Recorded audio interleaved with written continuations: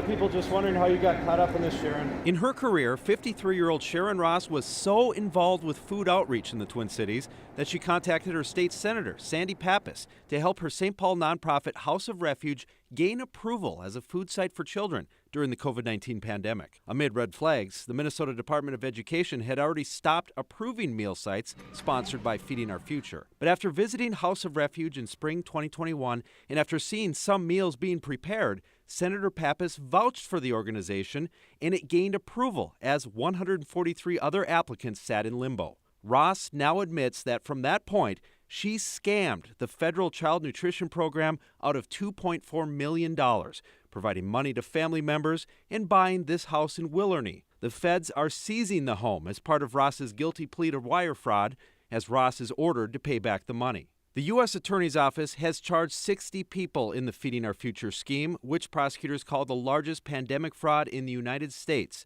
with $250 million in federal child nutrition funds stolen. Of the 60 charged, 17 have now pleaded guilty. That includes Sharon Ross's accomplice, Hannah Moroccan, who ran the Brava Cafe in Minneapolis. All told, Moroccan stole $5 million.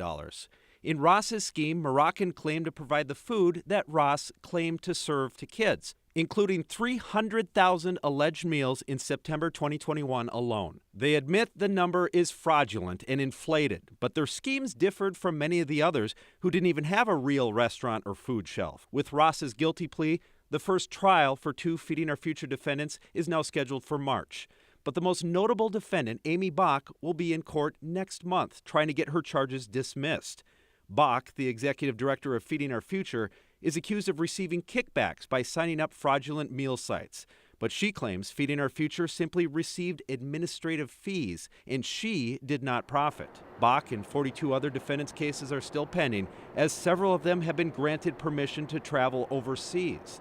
KARE 11 News confirmed that Laban Alashir, who has already pleaded guilty, returned from Kenya last week, where he was allowed to facilitate the sale of a resort he bought with stolen meal money. So many moving parts in this case. There is an entirely separate meal sponsor besides Feeding Our Future implicated in a lot of court documents. And so Lou will be watching to see if more charges come down against that group.